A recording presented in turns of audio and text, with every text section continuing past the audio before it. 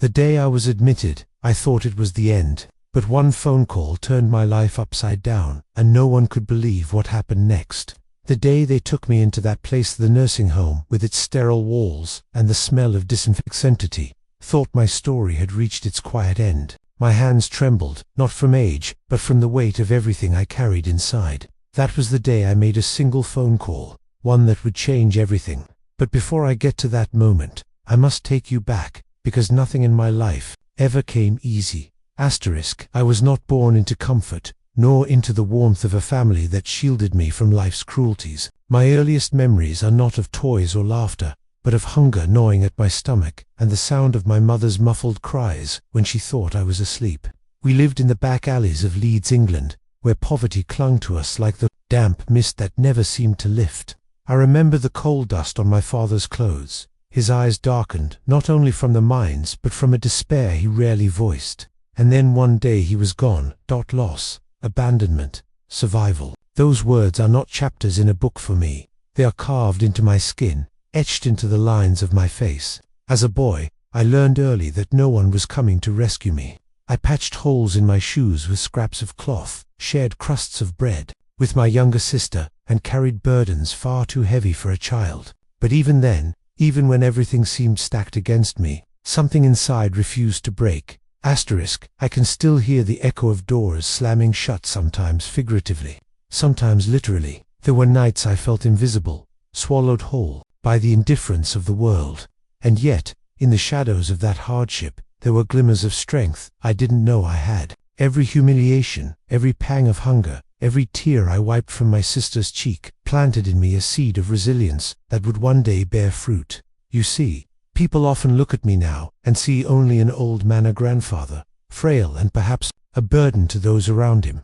They don't know the battles I've fought, the promises I've kept, the betrayals I've endured. They don't know the sacrifices that paved the way for the very people who turned their backs when I needed them most. And that phone call, the one I made on the day they shut me away, was not the cry of a broken man.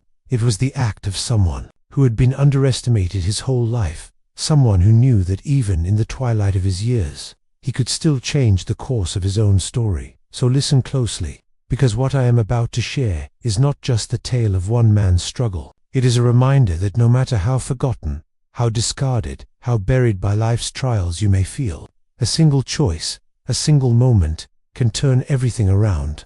My story begins in the soot-covered streets of Leeds, but it does not end in despair. And yet, I will not give you the ending now. No, you must walk with me through the cold winters of my youth, through the silence of loss, through the bitter taste of rejection, and through the fight that shaped me. Only then will you understand why, on that fateful day in the nursing home, I dialed a number that no one expected me to call, and how that call rewrote everything. To understand where it all began, you must picture England as it was in the years after the war. Leeds was not the bustling modern city you may know today. Back then, it was a place of soot-covered buildings, narrow streets, and the sound of factory whistles cutting through the morning fog. The city bore scars of bombings, though ours were less severe than those in London. Still, rubble and rationing were part of daily life, and people wore hardship as naturally as they wore their coats. The house I grew up in was hardly a house at all. It was a terrace building, damp creeping through the walls, with more cracks than bricks holding it together. In the winters, the cold was merciless. We huddled close to a small coal fire, if we were lucky enough to afford coal that week. More often than not, we burned scraps of wood, or even old newspapers to keep warm. The smell of smoke and dampness lingered on everything: our clothes, our hair, even our dreams. Life in Leeds then was measured not by ambition, but by survival. Children were expected to contribute as soon as they could stand on their own 2 feet. We weren't asked about our hopes for the future. There was no room for such luxuries. The world around us was filled with factory chimneys that reached into the grey sky, belching smoke, and with men who worked themselves into the ground for wages that barely kept bread on the table. Women carried the rest, raising children with weary hands, queuing for hours in ration lines, and patching the same trousers until the cloth simply gave up. I often think about the sound of Leeds in those days, the clatter of horse hooves still competing with the growl of lorries, the cries of market vendors along Kirkgate, and the whistle of the trains pulling in and out of the station, carrying dreams far away from boys like me. We were rooted in that city, as if the soot itself bound us to the cobblestones. The world outside was changing slowly, painfully. Television was only just making its way into some homes, though we never had one. News spread more by word of mouth than by screens. Talk of America, with its promises of opportunity, often reached our ears like a distant song. But it might as well have been the moon for all it mattered to us. For me, Leeds was not just a backdrop, it was a cage and a teacher. It taught me how to endure, how to expect nothing and still keep going. I remember walking down Brigade Street, watching well-dressed men in coats that cost more than my family's weekly wages, and wondering what it would be like to live without the constant weight of scarcity. Yet, I also remember the community spirit that kept us from collapsing altogether. Neighbors who had little still found ways to share a loaf of bread, a cup of sugar, a kind word when the world felt too heavy. It was in this time and place that my childhood unfolded, and while I would later learn to find beauty in those streets, as a boy I knew them only as the battleground of survival. Every stone, every shadow, seemed to whisper the same message: life here will be hard, and you must be harder still. And so, the stage was set. The time was post-war England, the place was Leeds, and the boy was me, already carrying burdens that no child should bear, but not yet aware of just how heavy they would become. When people talk about childhood, they often speak of innocence, of carefree days filled with games in the fields and laughter echoing through the streets. Mine was different. Childhood, for me, was not a season of joy, was the beginning of responsibility, of hunger, of lessons far too sharp for a boy to learn. I was only 7 when I first realized the world did not care about children like me. My shoes had holes so wide that rain soaked my socks before I'd even crossed the street to school. I tried stuffing them with bits of cloth, old newspapers, even straw at times, but nothing kept the cold from seeping in. The other boys, those whose fathers worked steady jobs at the mills, or whose mothers managed to keep their houses clean and orderly, looked at me as though I were made of something less, and perhaps, in their eyes, school itself was hardly a sanctuary. I was clever enough, but it's difficult to concentrate on arithmetic when your stomach growls louder than the teacher's voice. I remember once fainting at my desk, my body too weak from going without supper the night before. The master rapped his ruler on the desk and told me to stand up, but I couldn't. A classmate laughed. That cruel laughter burned into me deeper than the hunger itself. At home, things were no easier. My mother did her best, though her best was often a patchwork of sacrifice. She would go without food, so that my sister and I could have a piece of bread. She mended clothes until the fabric could take no more stitches. I remember her hands red from scrubbing, raw from endless work, yet gentle when she stroked my hair at night, whispering that things would get better. I wanted to believe her, but even as a boy, I sensed the weight of her words was more hope than truth. My sister, Lily, was 4 years younger than me. She was frail, often sick with coughs that rattled her chest. I became more than her brother. I was her shield, her caretaker. I gave her the larger half of bread when we split it, and I carried her on my back when her legs grew too tired on the walk home. Sometimes I told her stories, fantasies about ships that would carry us away to places where the sun always shone and nobody went to bed hungry. She would smile, even with her lips chapped from cold, and for a moment I believed those stories myself. But beyond those fleeting moments, my childhood was marked by work. By the age of 9, I was delivering coal to neighbors for a few pence. The sacks were heavy, far too heavy for my small shoulders, but I hauled them because I had to. I cleaned boots, fetched water, and ran errands for anyone who would spare a coin. My hands, though still small, grew calloused, my back stronger, though bent with strain. I did not have toys, I had tools. I did not have playmates, I had employers. I sometimes wonder what kind of man I might have become had I been given the chance to simply be a boy. Would I have laughed more? Would I have been softer, less guarded? But there's little use in such thoughts. The truth is, my childhood was not a meadow of freedom, but a crucible of survival. Still, in the cracks of hardship, I found small pieces of light. I remember sneaking into the library, its tall shelves filled with books I dared not touch too long for fear of being thrown out. The smell of the pages, the stories of faraway lands, they gave me a temporary escape from Leeds, from hunger, from worry. In those books, I was not the poor boy with ragged shoes.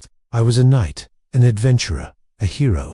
Perhaps that is why I kept going, because deep down I believed that my story, too, could change. That I might yet escape the fate written for boys like me.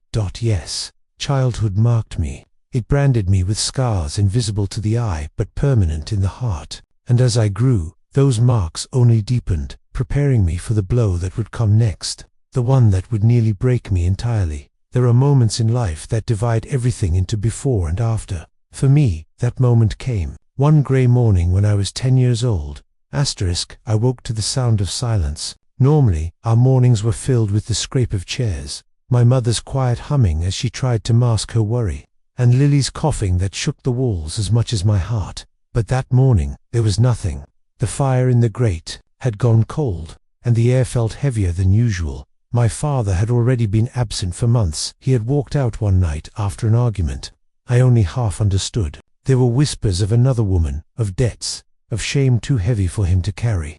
All I knew was that he never came back, and his absence left a hole that nothing could fill. But it was my mother's absence that morning that tore the fabric of my world apart. I found her in the kitchen, slumped against the wall, her face pale, her body still. She had worked herself to exhaustion, malnourished, broken by a life that demanded too much from her. At 10 years old, I shook her shoulders, begging her to wake up. Lily clung to my leg, crying, her voice trembling with fear. But my mother did not move. That was the day I understood death not as a story whispered about neighbors, not as a headline in the paper, but as a cruel thief that had come into my home and stolen the only light we had. We were orphans in everything but name. My father had abandoned us, and my mother was gone. Family, we had little of it. My mother's sister in Manchester refused to take us in, claiming she had too many mouths to feed already. My father's relatives pretended not to know us. It was as though Lily and I had ceased to exist in their eyes. The authorities placed us in a children's home on the edge of Leeds. It was not a home, not in the way the word should mean.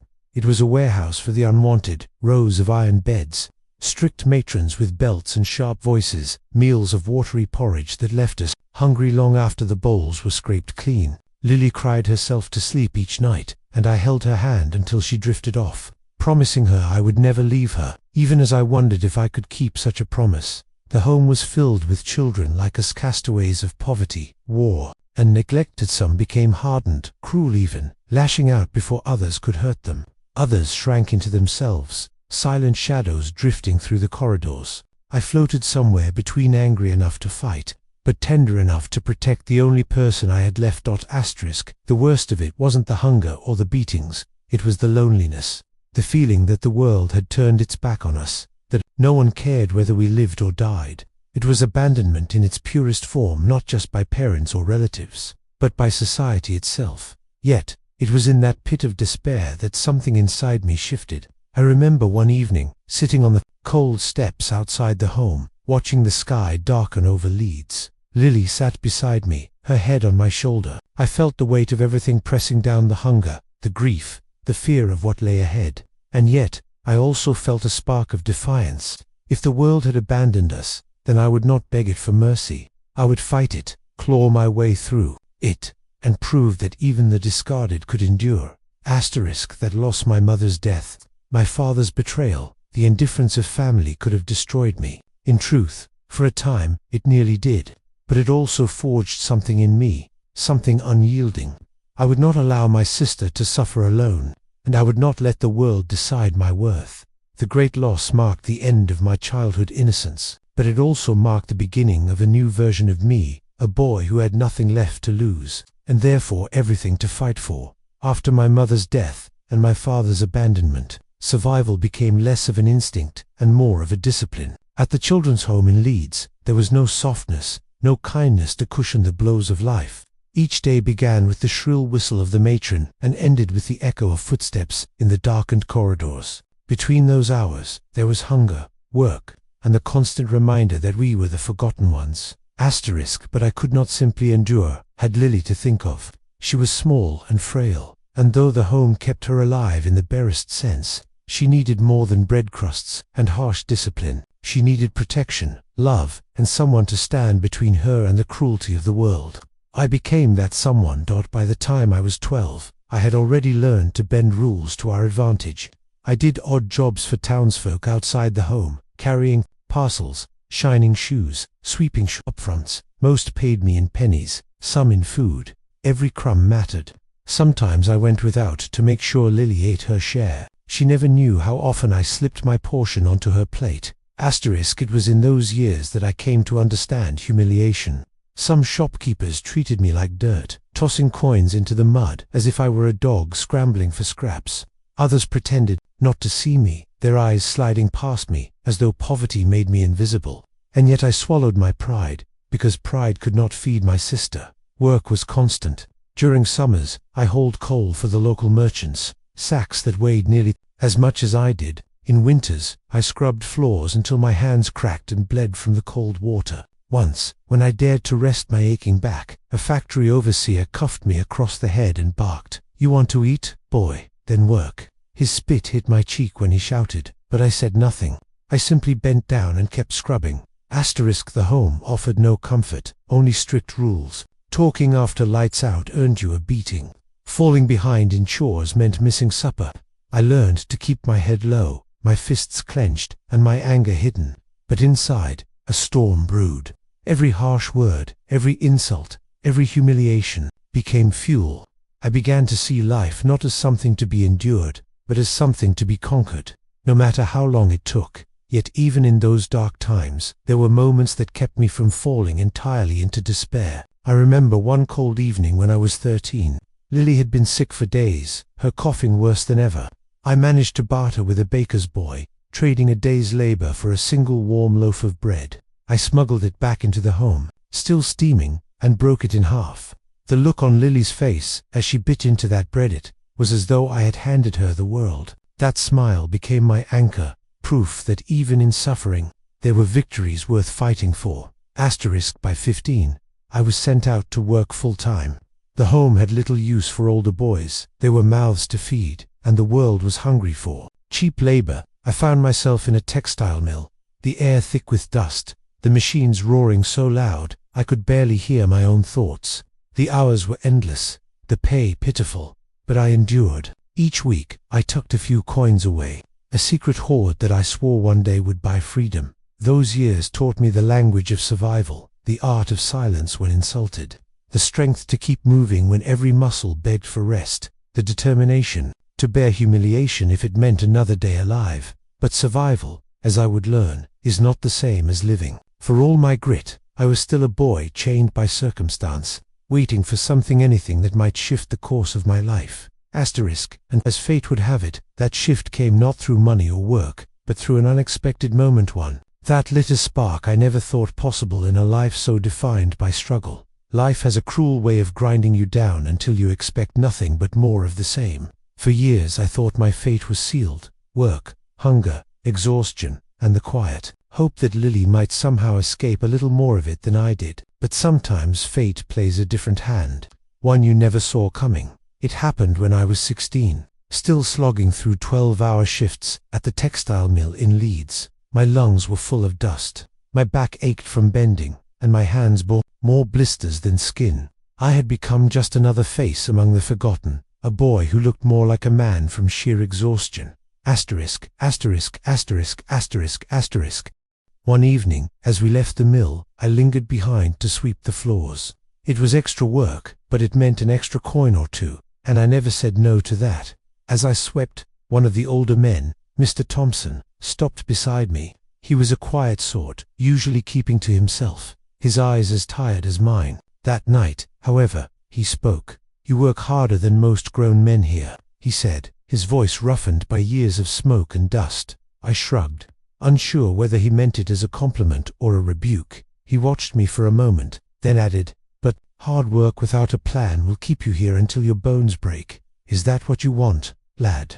No one had ever asked me such a question before. Want. My life had never been about what I wanted, only what I could endure. I didn't answer, but something in my silence must have spoken for me. Mr. Thompson reached into his coat and pulled out a small, battered book. He pressed it into my hands. "Take it, read it when you can." It did me more good than any pint or paycheck ever did.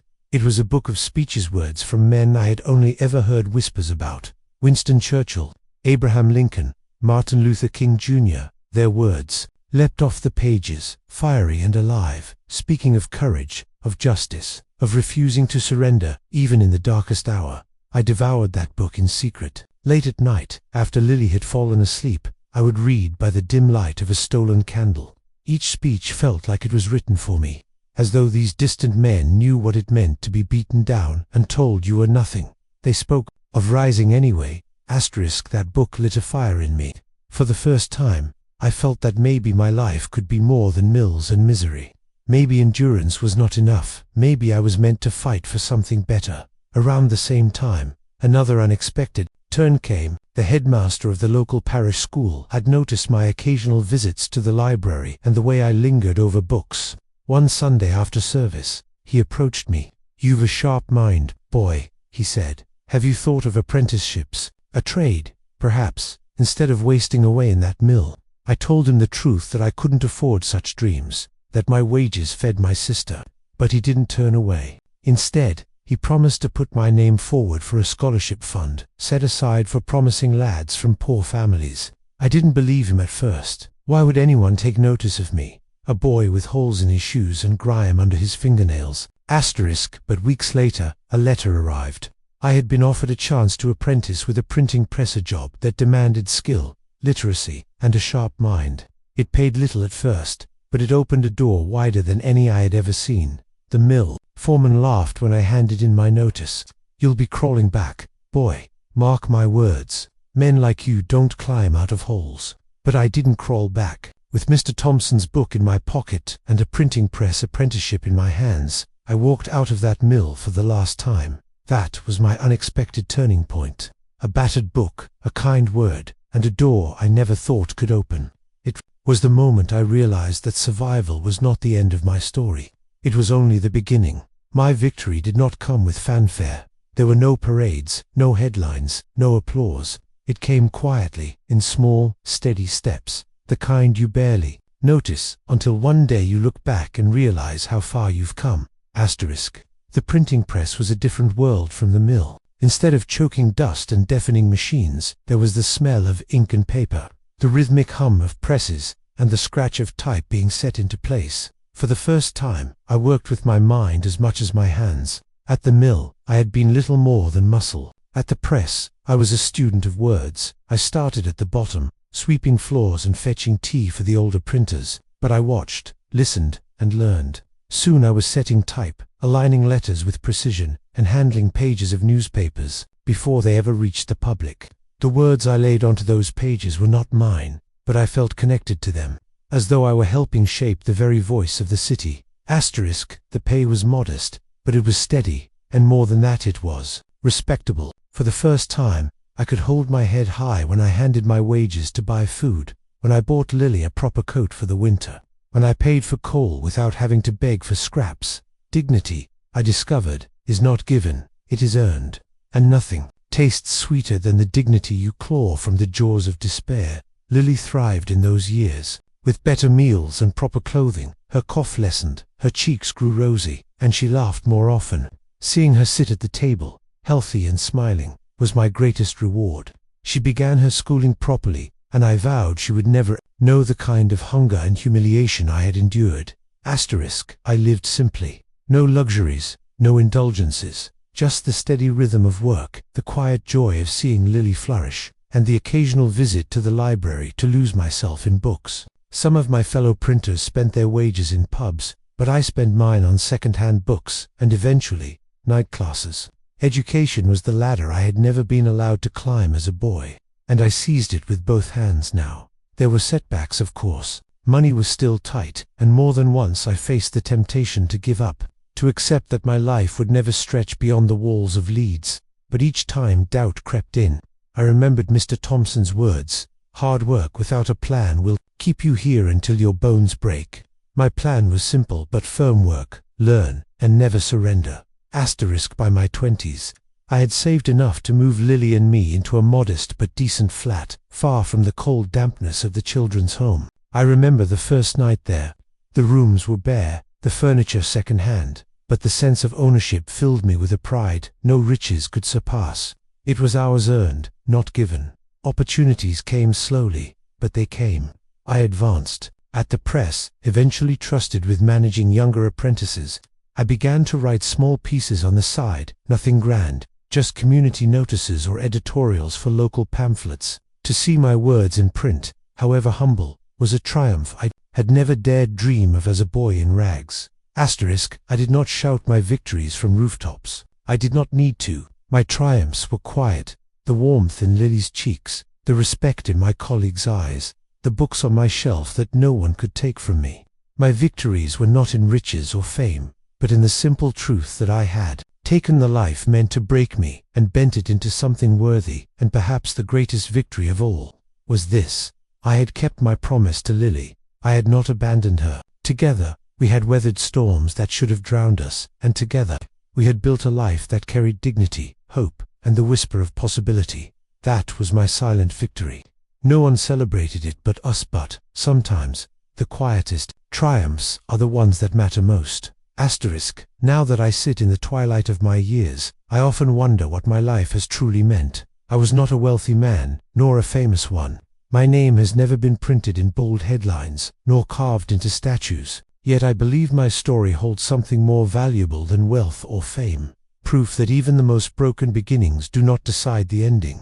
The day they admitted me into the nursing home, I felt as though the world was once again trying to put me away, to silence me, to remind me that I was old and no longer useful. But life had taught me a lesson long before that day. Usefulness is not measured by age or by the opinions of others. It is measured by the mark you leave in the hearts of those who come after you.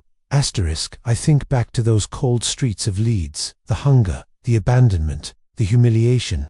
They were cruelties, yes, but they were also teachers. They taught me resilience. They taught me compassion. They taught me that strength is not found in never falling, but in rising every single time you are struck down. When I look at my grandchildren, I want them to know that life will not hand them fairness. It will not always be kind, but it will always offer them a choice, surrender or endure. And endurance, I tell them, is not weakness, it is the foundation of every victory worth having. If I could give the world a single piece of advice, it would be this: do not measure your life by the comfort of your beginnings or the applause at your end. Measure it by the battles you fought when no one was watching, and the kindness you gave when you had little left to spare. My story began in rags and shadows. It walked through hunger, loss, and betrayal. But it did not end there. It ended in dignity, in knowledge, and in the love of a family I once feared I would never have. So when people ask me how I survived, how I endured, how I turned despair into hope, I tell them this: because I chose to. Because I refused to let the world decide who I was. Because, even in the darkest night, I believed dawn would come. And that is the lesson I leave with you. Not a tale of riches or fame, but of grit, faith, and quiet victories. Remember this, my dear ones: life may break your body, but never let it break your spirit. That was, and always will be, the greatest lesson of my life.